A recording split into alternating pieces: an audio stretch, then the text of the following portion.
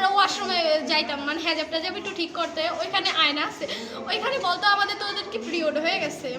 মতলবে শিক্ষার্থীদের যৌন হয়রানির অভিযোগে মাদ্রাসার শিক্ষক বহিষ্কার।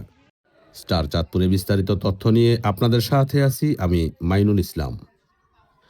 চাঁদপুরের মতলব উত্তর উপজেলায় রানীকান্দি দারুস সুন্নাত দাখিল মাদ্রাসায় শিক্ষার্থীদের যৌন হয়রানির অভিযোগে এক শিক্ষককে সাময়িক বহিষ্কার করা হয়েছে। বুধবার 22 এপ্রিল বেলা 11টার দিকে শিক্ষার্থীদের অভিযোগের পরিপ্রেক্ষিতে সরজমিনে মাদ্রাসা পরিদর্শনে যান উপজেলা নির্বাহী কর্মকর্তা ইউনু ও মাদ্রাসার ম্যানেজিং কমিটির সভাপতি মাহমুদা কুলসুম মনি। ঘটনাটির প্রাথমিক সততা পাওয়ায় তিনি মাদ্রাসার সহকারী মৌলভী মোহাম্মদ মামুন মিয়াকে সাময়িক বহিষ্কারের নির্দেশ দেন। বিষয়টি নিশ্চিত করেছেন মাদ্রাসার তত্ত্বাবধায়ক মোহাম্মদ ইসমাইল হোসেন। তিনি জানান, কয়েকদিন আগে শিক্ষার্থীদের কাছ থেকে অভিযোগ পাওয়ার পর অভিযুক্ত শিক্ষকের সতর্ক করা হয়েছিল। পরবর্তীতে ইউনো ঘটনাস্থলে এসে শিক্ষার্থীদের বক্তব্য শোনেন এবং অভিযোগের সততা পেয়ে তাৎক্ষণিক ব্যবস্থা গ্রহণের নির্দেশ দেন। পরে মাদ্রাসার ম্যানেজিং কমিটির সিদ্ধান্ত অনুযায়ী রেজুলেশনের মাধ্যমে তাকে সাময়িক বহিষ্কার করা হয়। জানা যায়, অভিযুক্ত শিক্ষক মোহাম্মদ মামুন মিয়া রানীকান্দি কেন্দ্রীয় জামে মসজিদের পেশ ইমাম হিসেবেও দায়িত্ব পালন করেছেন।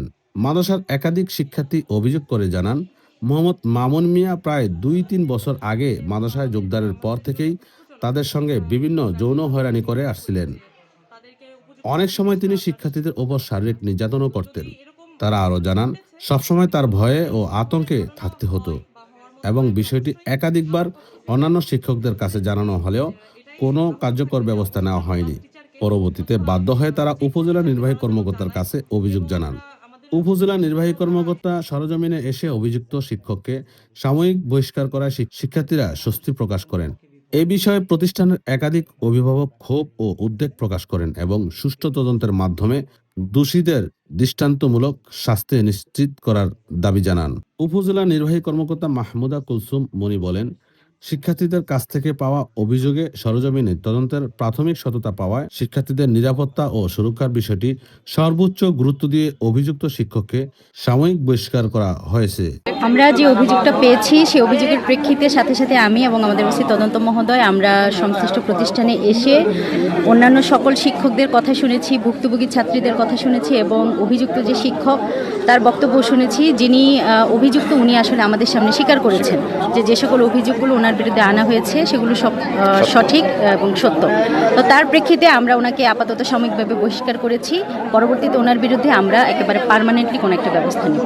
আমরা বলেছি যে কোনো সময় যদি কোনো প্রকার রাস্তাঘাটে তারা কোনো প্রকার ইফটিজিংয়ের শিকার হয় কিংবা কোনো প্রকার থ্রেট ফিল করে তাহলে সাথে সাথে আমাদের প্রশাসন অথবা পুলিশকে সাথে সাথে ইনফর্ম করার জন্য আমরা তাদের সেই সেফটি এবং সিকিউরিটির বিষয়টা নিশ্চিত করব।